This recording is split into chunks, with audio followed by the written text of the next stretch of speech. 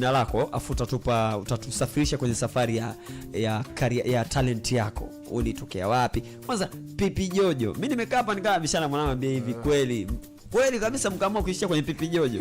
Ulikuwa unapenda Pipi sana ama jina la Pipi Jojo litokea wapi? So first time wakati nimekutana na baba Chief Godlove. Okay. Mimi nilikuwa naitwa Gladi TZ. Kwenye mitandao yote na nilikuwa najulikana hivyo Gladi TZ. Okay. Lakini baada ya kukutana naye akaona kwa unavyoimba hivi inabidi tutafute jina ambalo litakopo zuri na rahisi kushikika. Okay. So mimi nikalipenda Pipi, yeye akalipenda Jojo. Yes, kwa baada ya kukaa kufikiria ikawa ni Pipi Jojo, lakini Pipi Jojo maana yake mimi muziki wangu jamani ni mzuri ukisikiliza, sauti yangu ni nzuri, tamu. Nice. Kama Pipi. Asante. So Pipi Jojo.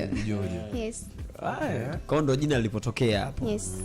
Kwa ndio maana identity yako ni Lollipop. Ukiachana tu na identity, mimi muda wote nakulaga Pipi. Yaani ukiniona asili basi nimeumwa. Naacha kidogo lakini au umefunga hapa. Usikute kafunga msimlazimisha akaanza kula Pipi zaidi. Okay, safari yako ya muziki ilianzia wapi? Ilianzia mwaka gani? Nani alitambua talent yako kwamba wewe una uwezo wa kuimba? Anza kufanya muziki. Mimi nilijua kwamba nina uwezo wa kuimba shuleni, lakini safari yangu rasmi ilianza baada ya kudrop shule. TikTok. Nilikuwa na rap sana TikTok, nafanya challenge za Tanindo, account yangu ikaanza kuwa kubwa. Baadaye nikakutanaga na kuna kaka anaitwa Pluto TZ. Okay. Yuko TikTok. Tunakaa mtaa mmoja. So baada ya kukutana naye akagana niambia, dada mimi nataka tuimbe wote, lakini yani chenga. Mara niko busy naenda kazini mpaka nini, lakini mara ya kwanza tumefanya tu kazi wote. Nakumbuka ile video ikawa na watu wameangalia watu 1,000,000. Okay. TikTok. Kwa ikawa imeenda watu wakawa wanapenda vile, kwa ikawa labda clip 2 nipo peke yangu, inafuata niko na Pluto hivyo.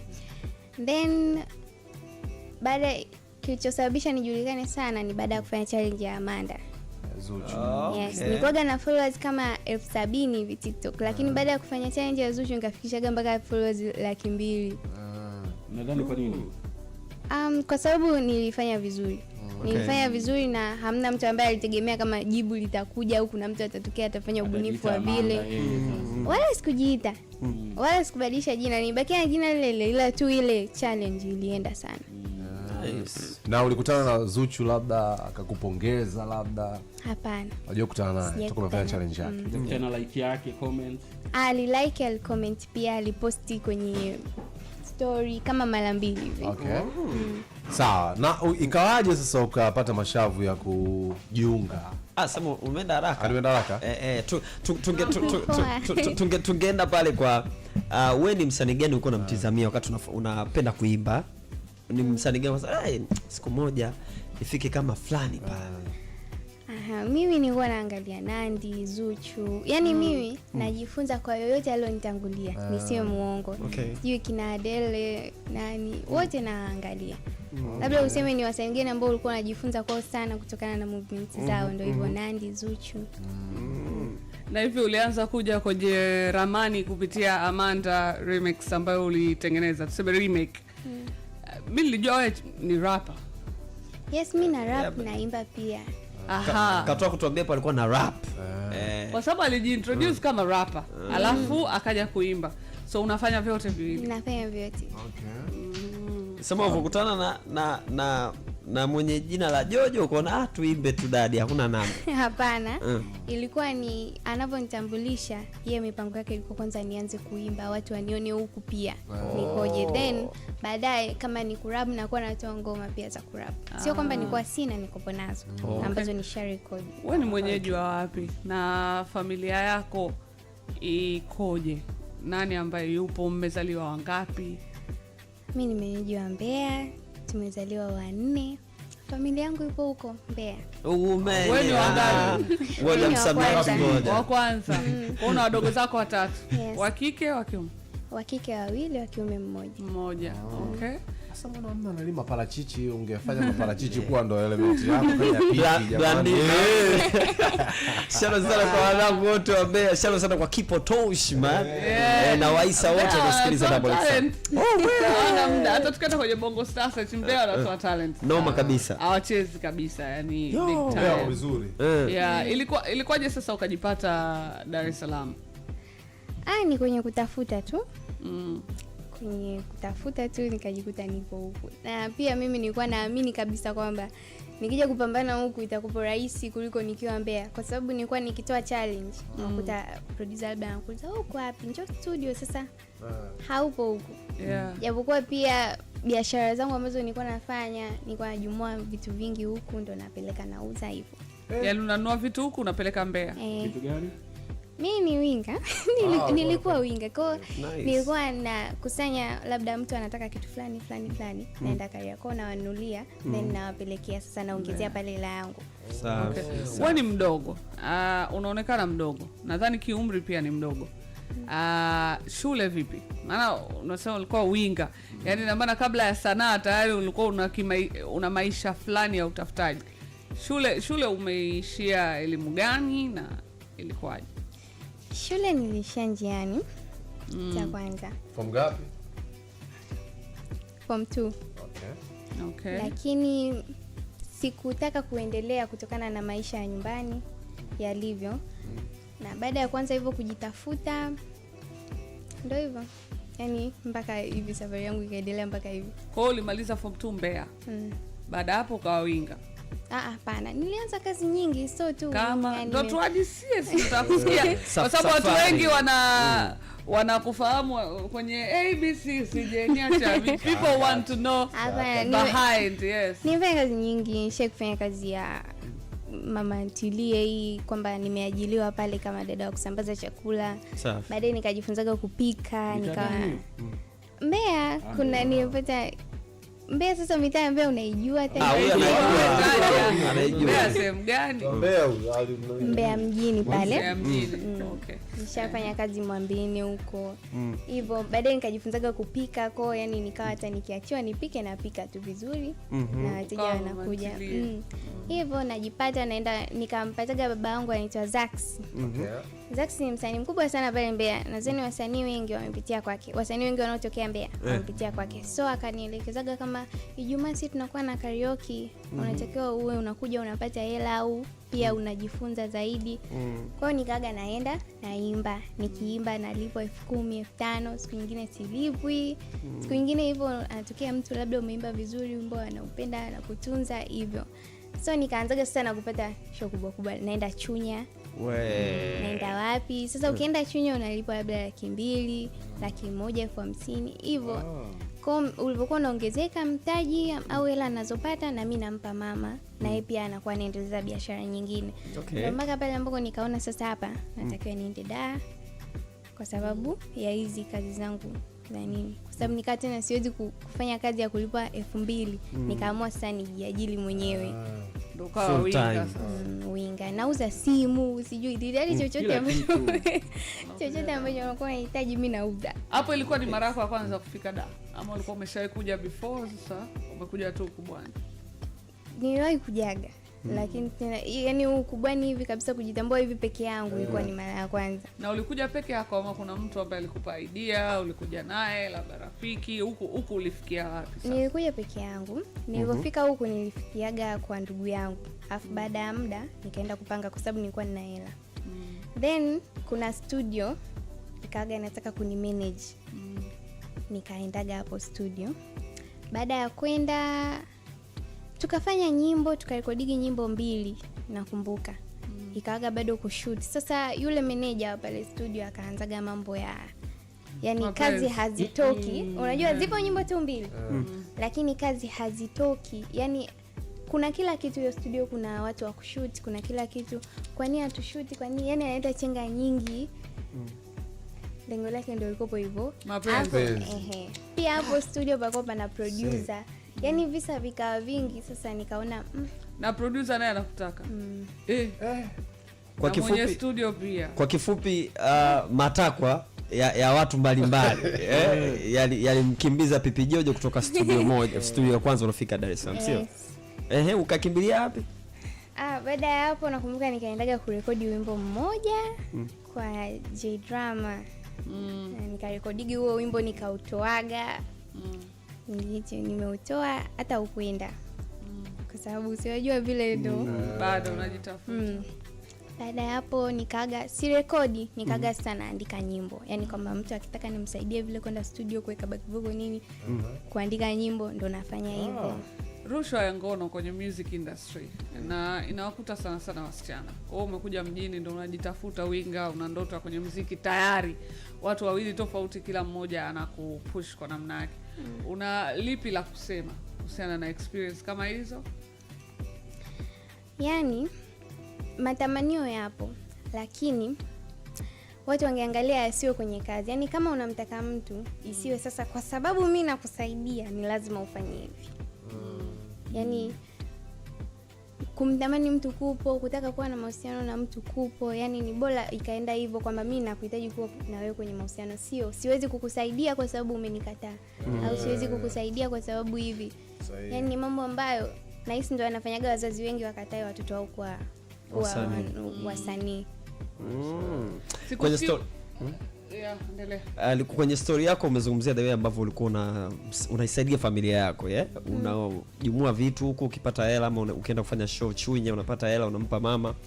Baada ya kuja Dar es Salaam bado una uwezo wa kusupport familia yako kwa sasa hivi? Niseme tu kwa sasa hivi toka nitoke kwenye management yangu uwezo umepungua kidogo, sio kidogo sana, kwa sababu nimerudi tena kwenye sifuri. Nimerudi tena kwenye situation ambayo natakiwa nifikirie natokaje. Kwa sababu siwezi kwenda Kariakoo sasa hivi. Kwa nini wewe kwenda?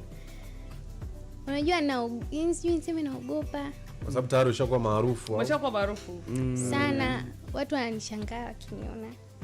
Sasa ndio vizuri unakutana na fans wako. Hapana, sio vizuri. Sudi bwana, yani Sudi alimradi tu. Sio rahisi.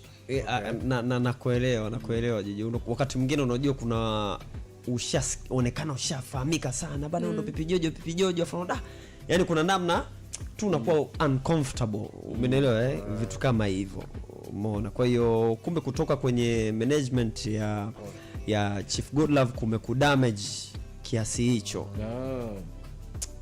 Unajutia kutoka kwenye lebo? Hapana. Mligombana kwenye kutoka au ilikuwaje? Hatukugombana, ni mimi tu niliomba. Uliomba kutoka? Yes. Baada ya kuona nini? Kwanza situation ilikuwa mimi sikuomba kwamba nataka kutoka. Nilisema natamani. Okay. Natamani kutoka. Ulimwambia mwenyewe? Tuko tu tuna conversation ambayo tuko tunaongea, then akaniambia mbona kwa mambo unayoongea ni kama unataka kujisimamia mwenyewe. Nikamwambia hapana, ila natamani kutoka. Baada ya hivyo conversation gani? Kama unafunguka nasikia huko tufunguke mpaka mwisho. Let's go. Conversation gani ambazo mko mnaongea na mlikuwa mna mkataba, mlikuwa na hapana, tulikuwa na mkataba wote. Bado nilikuwa sija sign. Lakini mpaka ikatokea situation nilikuwa hospitali. Mimi baada ya kufika huku niliumwa. Okay. Baada ya kuumwa nikawa hospitali, nimelazwa. So nilianguka tu ghafla, yani nikopo tu ni ghafla, yani sielewi naumwa nini. Kutokea wapi? Yani nikopo nipo na rafiki yangu. Yani baada ya kufika Dar au? Baada ya kufika Dar. Ulikuwa unatokea wapi? Kenya. Kipindi kile mvenda Kenya. Umerudi? Nimerudi. So nikaa nimeanguka, afu mtu pekee ambaye alikuwa ni wa kutusaidia hapo ni baba. Simu yangu, baba yani Chief Godlove. Simu yangu mimi ili ufungue ni unaweka tu fingerprint. Kwa hiyo rafiki yangu akawa amechukua simu kaniweka hivi kidole, kafungua, kamtafuta. Baada ya kumtafuta akawa amemjibu. Yani ile kama rafiki yangu akasema sasa hapa nafanyaje? Amemjibuje? Alikuwa tu amemjibu jibu ambalo sio sawa. Kwa akabidi ahangaike yeye aone tunafanyaje ili alipe pesa ya pale hospitali. Mimi baadaye nilipokuja kuwa sawa nikakuta zile conversation. Kwa yani tu ile kwamba nilikuwa nauliza kwamba unawezaje kumjibu hivi rafiki yangu na unajua ni mtu tu ameamua anisaidie hivyo. Tulikuwa tuna mambo mengi ambayo yanaendelea kati yangu mimi na yeye. Sasa vile kujibishana vile kwamba kwa nini umefanya hivyo nini, ndo akaniuliza mbona kwa haya mambo unayoongea kama unataka kujisimamia mwenyewe. Nikamwambia ndio natamani. Kwa tuko tunaendelea kuongea hivyo, akaniambia kuanzia leo uko huru kuposti chochote unachotaka au kwenda kufanya interview popote au kufanya kazi na mtu yoyote unayemtaka. So nikamwambia sasa nitafanyaje hivyo wakati akaunti zangu zote unazo wewe? Mimi nitaposti nini au nitafanyaje? Taanzia wapi? Akaniambia wewe si umeamua kutoka, maana yake unajiweza. Sawa. Aliniambia hivyo, mimi nikajua tu kwa sababu namjua babangu, nikajua hapa hatutoelewana endapo yeye atakuwa na hizi account. Mimi account zangu zote alinikuta nimefungua mwenyewe. Kwa nini nilichokifanya ni nikabadilisha password na email. Nikamwambia rafiki yangu nitajie namba yako ya simu kwa sababu hii namba yangu alisajili yeye. Kwa nitajie namba yako ya simu nibadilishe.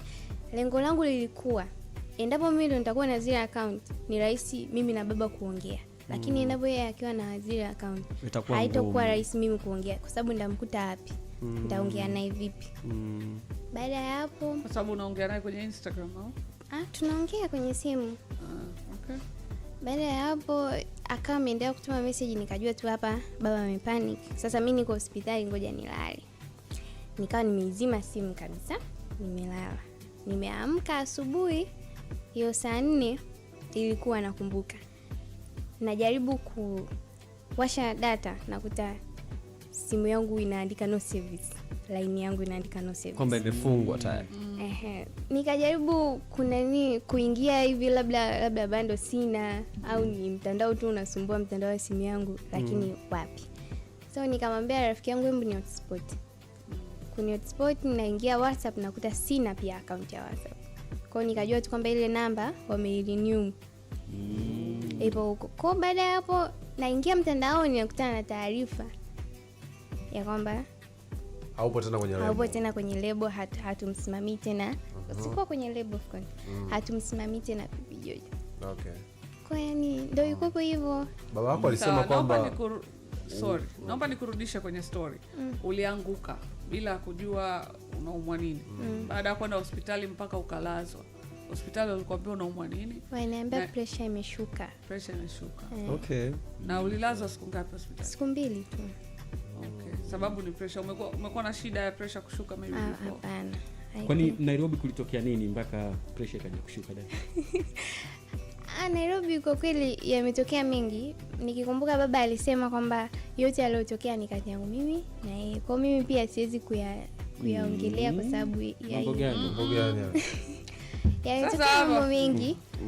Lakini ndio hivyo. Nikabi mimi nirudi. Mambo gani ya?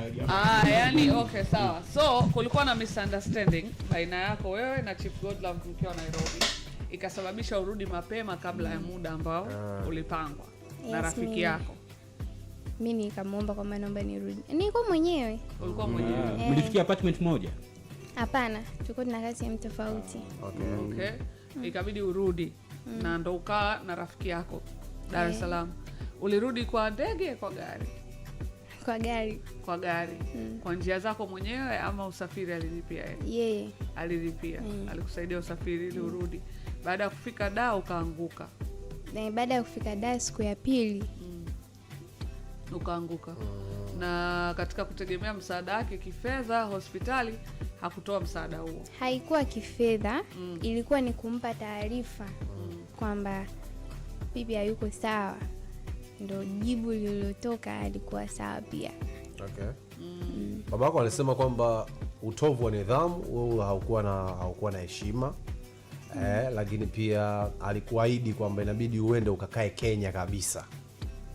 Umeona, lakini wewe ukafanya jeuri bana, mimi Kenya siwezi kuja kwa sababu zako ambazo wewe mwenyewe ulikuwa unazizungumza. Hii unaizungumziaje? Ni kweli ulikuwa na utovu wa nidhamu? Alisema sikuwa na nidhamu. Sasa hapo mimi siwezi jua kwa sababu muda mwingine unaweza ukaona una behave vizuri kumbe unakosea. Lakini kwenye swala la kwenda Kenya ni kweli kwenye zile conversation ambazo tulikuwa tunaongea alikuwa ananiambia kwamba unatakiwa urudi kwa sababu tuko umefika huko hamna ulichokifanya, kwa hiyo urudi. tena I think niliumwa, haikuwa siku 2 baada ya kufika. Ilikuwa kama siku 4 zimepita, nimefika kama siku 5 au 4. Kwa akaniambia inabidi urudi. Kwa mimi nikamwambia hapana, mimi siwezi kurudi Nairobi tena. Yes. Hapana, mimi siwezi kurudi Kenya. Nini kimekufanya uondoke Kenya? Si kawaida. Tuseme mimi nafanya kazi Clouds, nimesainiwa na Sebastian Maganga. Kiuhalisia. Kwa ninavyosafiri naye kikazi ama tuseme HR stories, ndio? Ninavyosafiri nao kikazi si kawaida kwamba kabla ya muda kufika wa mimi kurudi nyumbani, mimi nikaamua kurudi. Lakini pia kwa vile wao ni mabosi zangu kibiashara, hakuna uwezekano wa mimi kumwambia Seba Maganga kwamba kwa hivi tulivyopishana mimi basi narudi. Umeona, inamaanisha kwamba by nature tu nikirudi kazi itakuwa kibarua kimeingia shida. So what really happened? Kwa sababu huwezi, kama mtu anakumanage ndio bosi wako ndo anaitoa pesa, huwezi tu ukaamua kumwambia bana mimi sky narudi. Lazima kuna sababu behind. Kuna sababu behind. So nini exactly kimetokea? Yani sijui nisemeje, lakini yametokea mengi ambayo sio vizuri hata kuyasema. Hamna vizuri wala vibaya. Kweli sio vizuri kuyasema kwa sababu haya mambo yanabakigi kwenye mitandao. Mwisho wa siku yatakuja kuniathiri mimi mwenyewe. Lakini watu wanasikiliza hapa watakuona kwamba wewe ni mjeuri. Kuna mtu anasema alikuwa kazini Nairobi, umeleta ujeuri, bosi kakwambia ubaki, anakulipia na nyumba na kila kitu. Na hicho ndio kitu ambacho kinanifanya mimi nisiongee kitu chochote kwa sababu najua hakuna mtu yoyote ambaye atanisikiliza. Siwezi kushindana na mwenye nguvu. Kweli. Serious. Let me tell you tuko na wewe. Pipi, ngoja niende straight kwenye mada. Moja kati ya story ambayo imeenda sana mtandaoni na watu waliwahisi sana wewe na Chief Godlove, pamoja na kwamba wewe kumuita baba, ni kwamba hawa watu wana mahusiano ya kimapenzi. Sure. Nje ya hapo.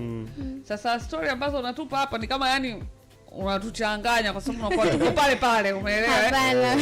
Watu wanahisi ni kweli wewe na Chief Godlove mlikuwa mna mahusiano ya kimapenzi? Hapana. Nje ya kazi? Hapana, tulikuwa nayo. Ni mahusiano ya namna gani? Alikuwa baba wangu, bosi wangu, meneja wangu, hivyo. Sasa mtu kaamua kusema bana anakulipia nyumba, uende Nairobi, anasimamia kipaji chako, utaki. Sasa inakuwaje? Wewe nikwambie kitu. Kule kuna kila kitu. Kuna pesa, kuna promotion, kuna hivyo, na kama ulivyosema nalipiwa nyumba. Nafanywa kila kitu. Sasa kama mimi mwenyewe nikaamua kwa akili zangu timamu kwamba hapa siwezi kuendelea kukaa, sio ujeuri. Mimi kwa hela gani ambazo familia yangu inazo ndo niseme ujeuri? Kwa sababu familia yangu mimi wale ni mimi nimehangaika. Huo ujeuri ndio utoa wapi? Kwa sababu aliwahi kukutaka kimapenzi? Hapana. Au uliambiwa wale nyoka nini? Ndio hivyo. Maana unajua maana hapo ni mawili. Either umeambiwa ulale na nyoka au umetakwa kimapenzi. Sasa ndio nayo nyoka jamani. Labda alikuingiza kwa mambo ya ushirikina au vitu kama hivyo. Kwa sababu ni allegedly ni vitu ambavyo vinakuwa vinazungumzwa mtandaoni. Unajua sijui pesa zake anazitolea. Hivi kwanza pesa zake unajua zipo zinatoka kwa yake. Sio kwa tunaongea vitu ambavyo hata mwenyewe utakuwa hujui kiukweli. Jamani, si anatajaga pale CEO wa kampuni hii.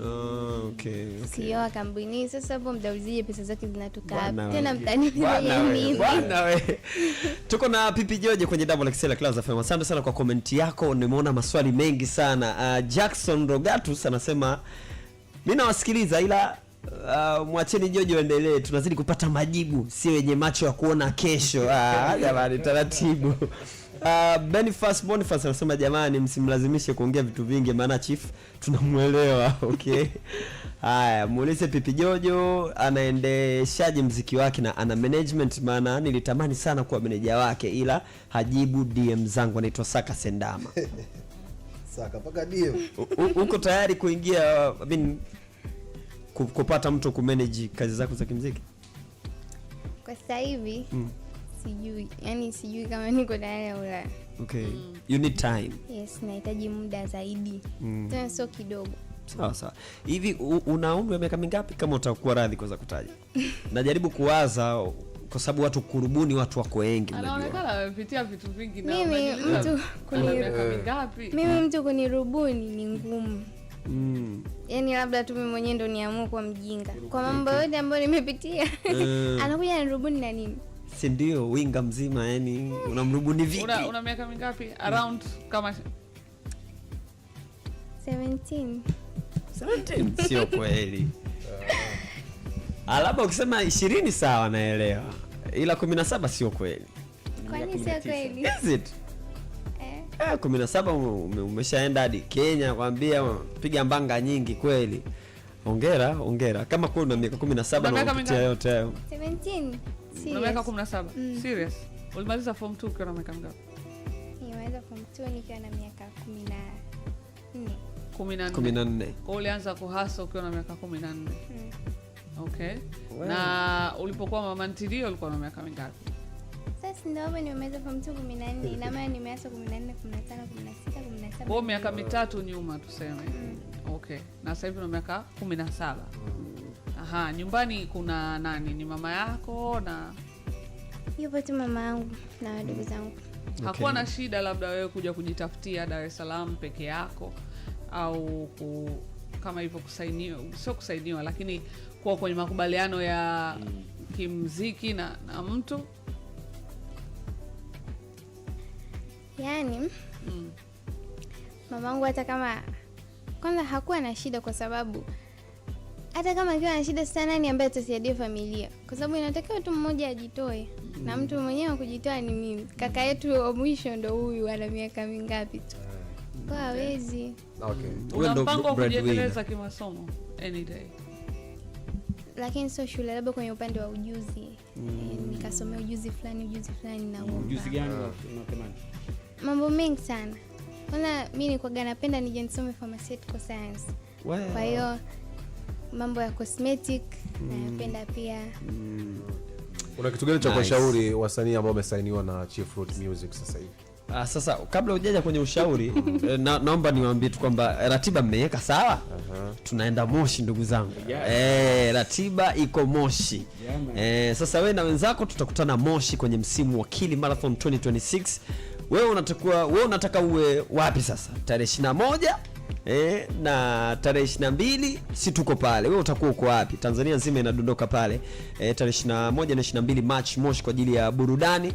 Na unaamua utafuka Moshi kwenye ile Kili Marathon 2026. Na kwenye kukimbia unaambiwa pole ndio mwendo. Ili mradi tu umalize mbio kwenye vile vilima tofauti, lakini pia kwenye gambe unaambiwa mdogo usiwake sana. Na unatakiwa unywe kistaarabu. Kilimanjaro Premium Lager, got your back Kilimanjaro. Ama tuseme Kili Marathon 2026. Hii hapa inakuja Moshi, tunawadondokea. Pipi Jojo yuko kwenye Double XL. Maoni yako ni ya muhimu sana, lakini pia ushauri juu ya wasanii waliosainiwa anaotoa sasa hivi hapa.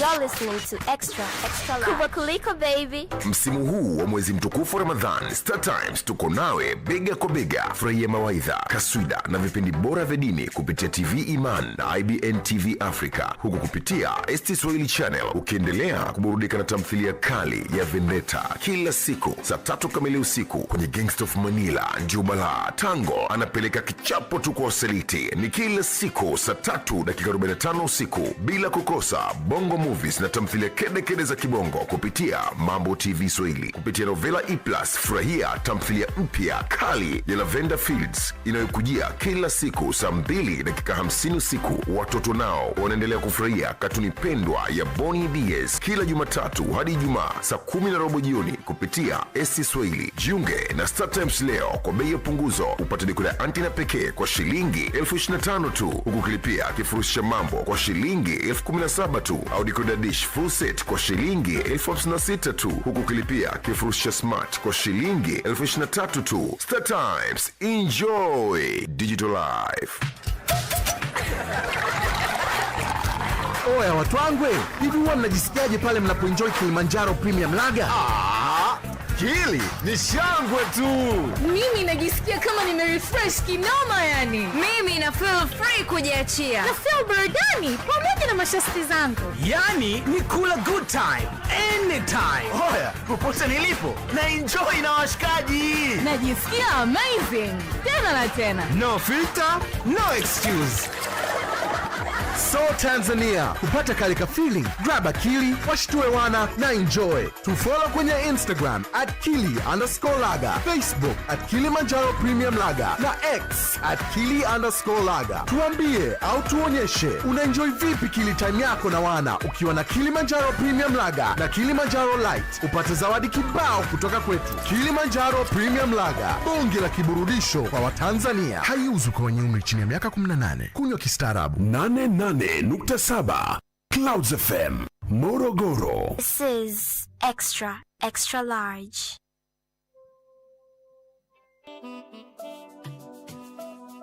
Anakuja Hamiz aka James turupa nje ya chaki my brother. Oh yeah. Turupa kaa hapa kakangu. Kuna kocha huko unaambia amekula kadi za njano ngapi sijui. No, Ngapi sijui. refa katoa kadi 23 jumla. Sio mchezo nyekundu. Mambo ni mengi sana. Oh yeah, noma sana. Pipi Jojo is in the house. Bana mwanetu anaitwa nani? Frank Jordan kutokea 104.4 Idodomia.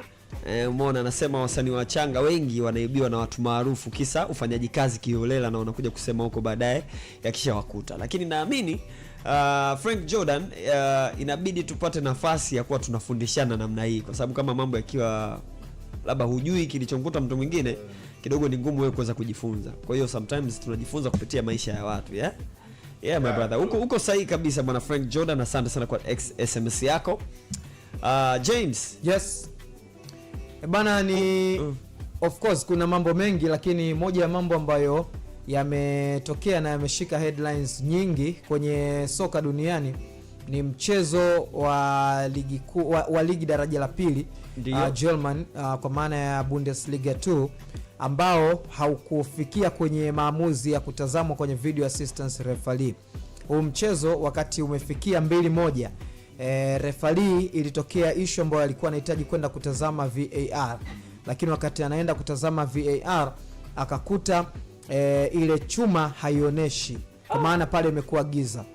Wakati anafuatilia akagundua kuna shabiki mmoja alikwenda na kuchomoa waya ambao uko connected kwenye VAR ambao kwenye mtambo. Kwa hiyo ilibidi waitwe watu kwa ajili ya kufix, watu wa technical wakafix hiyo issue, lakini baadaye wakagundua kwamba pale uwanjani kuna bango moja kubwa sana limeandikwa unplug VAR. Washabiki walikuwa nalo. Kwa hiyo kumbe ni mpango ambao waliupanga kabisa kwamba leo hii tutawaonesha kazi. Kwa hiyo ni namna ambavyo watu wameamua kuchukua maamuzi yao na namna ambavyo wameamua kuumizwa na hisia na kuonesha namna gani unaweza kureact. Yes, ni kila mtu anaweza kureact kwa namna yake katika football, lakini jamaa washabiki wa Bundesliga wameenda mbali zaidi German na kuweza kuichomoa ile kebo ya VAR. Sasa wao wamechomoa kebo ya VAR. Timu ya taifa ya wanawake ya Iran wamegoma kuimba wimbo wa taifa katika mashindano ya Asia Cup kule Australia. Na wamesema wamegoma kuimba wimbo huo kwa sababu wana show support kwa serikali ambayo sio ya Kiislamu. Yaani serikali ile ya kawaida. Unajua kuna serikali ya ambayo ndo wanaitaka. Ambao wao ndo wanaitaka. Kwa hiyo wamesema kuimba wimbo wa taifa ni sawa sawa na kuiunga mkono serikali ambayo ipo sasa hivi, hii ambayo inaendelea ya kidini. Kwa hiyo wamesema wao hawaimbi. Sasa baada ya kugomea wimbo wa taifa, sasa hizi maombi na sala ni kwa Australia kuwapa nafasi ya mabinti hao kujistiri huko Australia. Kwa sababu wanasema yes, kama watarudi Iran basi wanaweza kukutana na changamoto. Yes. It sounds political though. Yes, sasa shule shaingia hapo vita tena nini? Bwana wewe. Kwanza anga limefunguliwa. Anga lenyewe nao kama anga. Anga kama anga. So mchezo. Pipi naomba nimpe comment kutoka kwa Frida Amani ambaye alikuwa anasikiliza hii interview. Ananiambia experiences ambazo Pipi amezipitia especially na studio ambayo ulitoka before ile ambayo ulikutana na watu wawili ambao wote wanakupa changamoto hizo, na kwa umri ulionao anaambia hizo ni ngumu, na mimi kama msanii wa kike zimeniuma sana kuzisikia, na ameniomba tu kwamba nikupe moyo kwamba kwa umri ulionao na udogo ulionao, the way you talk, you're very smart, yani uko smart sana. Ameniambia tu mimi na ukipata nafasi mpe moyo Pipi, mwambie she can get it, yani aendelee kupambana kwa sababu ana sound kwamba yuko smart, na pole kwa changamoto ambazo wasanii wa kike wanakutana nazo nchini Tanzania kwa asilimia kubwa. So I think labda hiyo ni mada ya siku nyingine, lakini ametaka tu nikwambie kwamba you're really really smart. Yes. Okay.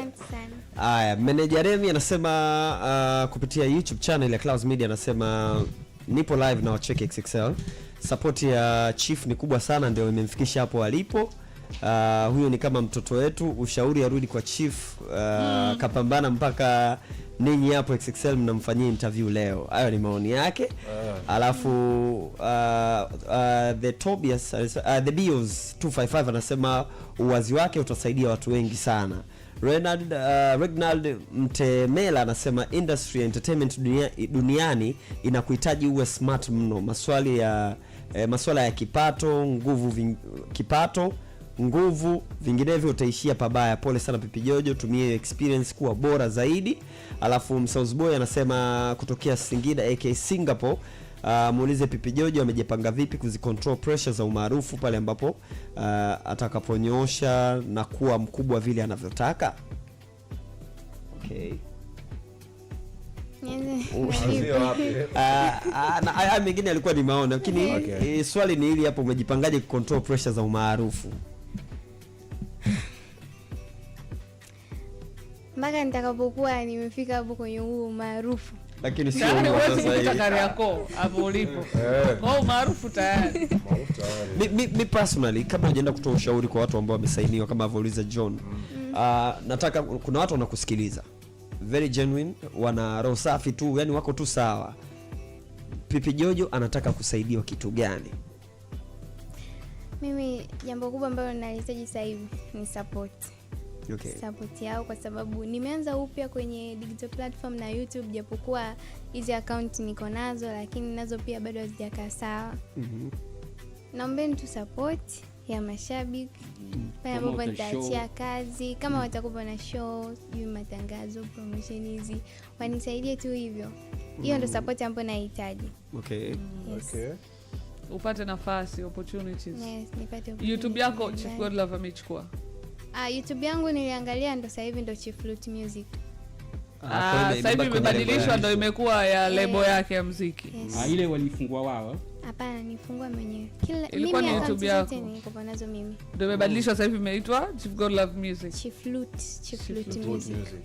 Okay. Chief kwa nini anafanya hivyo jamani? Na lakini account za mitandao mingine ya kijamii bado umefanikiwa kuziwa? Yes, account zangu hizo nilibadilisha. Umewahi kuzungumza naye kumuuliza kwa nini anafanya hivi vitu na kujaribu kufix kwamba hata kama hatutafanya kazi pamoja lakini turekebishe? Mimi wakati niliangalia kwanza WhatsApp, nimekwambia nikakuta imelog you out, yani kwamba ipo tayari kwenye simu nyingine na line sina mimi. Ina maana tayari yeye line alikuwa ameshafungua WhatsApp kule na line yangu anayo yeye. Na anajua kabisa mimi sina line nyingine. Lakini pia nikaingia Instagram nikakutana na taarifa ya kwamba kuanzia sasa hivi sitokuwa tena na Mamia Pipi, itolewa na Chief Flute, haikutolewa na yeye mwenyewe. Mimi nikaa sina neno, yani kama unajua mpaka leo nawaza kwamba hivi namtafuta baba na nitamwambia nini. Yani still nawaza, yani sasa ninamwambia nini? Namwambia asante au namwambia kwa nini umenifanyia hivi, au namwambia, yani naombaga sana Mungu anipe siku ujasiri tu, hata ile nimtafute nimwambie tu asante. Yes, hiyo itakuwa nzuri. Sema mpaka leo nafasi kuna namna mpaka leo, yani hiyo situation kutokea, una feel nini juu yake? Yani unajisikia nini juu yake, kwamba una feel betrayed, sijui Kiswahili chake, Kusalitiwa. una feel kama umesalitiwa, hujatendewa haki, au unajutia, yani hisia ikoje? Cha kwanza sijui nisemeje, sijui niseme najisikiaje. Yani umewahi kuwa kwenye ile situation ambayo unajihisi kama vile umeachwa sasa peke yako, sehemu ambayo hujui njia iko wapi. Yani umeelekezwa njia mpaka umefika sehemu fulani, afu ukaachwa hapo, ni giza na uelewi njia unapita ipi au unapita unaelekea wapi. Lakini mimi siwezi kujihisi kama labda amefanya kitu kibaya, kwa sababu vipo vingi ambavyo ni vizuri amefanya. Na kwa nini ubaya uzidi wema wakati upo wema ambao unaonekana kwa macho kwamba alikufanyia kitu fulani, lakini na hata kama alifanya nini, lakini kuna kitu aliwahi kunifanyia. Kwa namwomba tu Mungu siku nimtafute, nimwambie tu baba asante, kwa sababu hata hiyo yani hiyo ya kwamba mimi ni kumuita yeye baba bado ni heshima kubwa sana ambayo alinipa. Sawa sawa. James ulikuwa unataka kusema nini? Kwenye baba hapo James ukakuta hiyo baba ndo apendi kuitwa. Kwamba amekawakika nafikiri sasa wewe kuniita baba ndo unaharibu. Mkubwa tulia. Msanii mmoja alikuwa anamenejiwa hivyo hivyo, kila siku akiita baba yule jamaa anakunja taulo lake, sitaki bwana baba. Nini tena? Unaweza kukuta apendi hiyo baba. Hivi ni yeye ndo alitaka muite baba au wewe ndo alitaka kumuita baba? Hapana, ni yeye alisema nitakusimamia na nitakufanya kama mtoto wangu. Mimi nafikiri ilikuwa wazo zuri tu. The rest labda kilichotokea ndo kama hivyo. Ndio maana nikasema the rest kilichotokea hatujui. Kwa sababu binafsi mimi sijui. Na hajatuambia mwenyewe nini ambacho kimetokea. Huwezi kuongea zaidi. Na maana mpaka leo sababu yako rasmi ya wewe kujitoa kwa Chief Godlove ambaye ulimwambia yeye anatamani nitoke ni ipi? Kwa sababu rasmi hujatutajia na tuko mwishoni mwa show. Ni mambo tu yalikuwa yanaendelea. Yani tu sasa mpaka ikatokea. Yani nikawa naona sasa kwa nini napitia haya? Kwa nini yanakuwa yanaendelea haya mambo? Kwa alivyoniuliza hivyo nikamwambia ndio natamani kweli. Ni mambo mabaya? Mambo mazuri yakiwa yanatokea uwezi mtu kaanza kuondoka sehemu. Kwa hiyo kuna mambo mabaya yalikuwa yanatokea. Siwezi kusema mabaya, lakini ambayo mimi kama mimi kwangu hayakuwa sawa. Na alikuwa anakinzana na nini hasa kwako, maadili au karia yako? Kwamba anakinzana ni maadili, imani au karia? Hapo sasa. Au utu. Utu ndo kwenye maadili. Alikuwa anakinzana na nini kwenye sijui hata nijibuje hapo. Swali ni ngumu. Sijui niseme iko. Yaani ulikuwa unaona kwamba haya mambo mabaya yanayoendelea yataniharibia karia yangu, au ulikuwa unaona haya mambo yanayoendelea mabaya hayaendani na imani yangu na utu wangu, au ulikuwa unaona haya mambo yanakinzana na nini na sio maadili yangu ambayo nilipotoka nimelelea? Wewe nianzie hapo. Sio mambo mabaya. Lakini ni mambo ambayo kwa upande wangu nilikuwa naona sio sawa. Lakini pia ni yani tu kuna sijui nisemeje. Sema hivyo tu, cha msingi usitoe maneno makali. Yani mimi kama mimi nilikuwa na malengo yangu pia ambayo yani sijui niwekeje yakawa hayafikiwi. Unajua sisi watu ambao tumetoka kwenye familia za kimaskini, ndoto yetu kubwa inakuwaga ni kufanya wazazi wetu, yani kufanya familia zetu zifikie angalau kiwango fulani kizuri. Sawa. Kwa hiyo mimi kwa muziki wangu ambao nilikuwa nafanya na mambo mengi yalikuwa yanaendelea, nikaona kabisa kwamba hapa ni either nitapoteza kalia au nitapoteza mzazi. Basi tushaelewa. Asante Pipi Jojo kwa time yako. Mzazi yupi ambaye ndo? Mama. Ni mama ndo alibaki. Msifikirie hivyo. Yani ilikuwa ni kwamba yani kwamba okay, na mama yako pia alikuwa yuko against. Kuna vitu wale. Hapana. Ilikuwa ni kwenye mambo ya kumsaidia mama vile. Mamangu mimi alikuwa mgonjwa sana. Yani twende tu. Kwa sababu unafikiria kama mambo sijui ya kafara au nini, hayapo. Msifikirie. Okay. Msifikirie uchawi. Hakuna uchawi kwenye Kweli. pole, lakini na stay strong, stay Please, smart.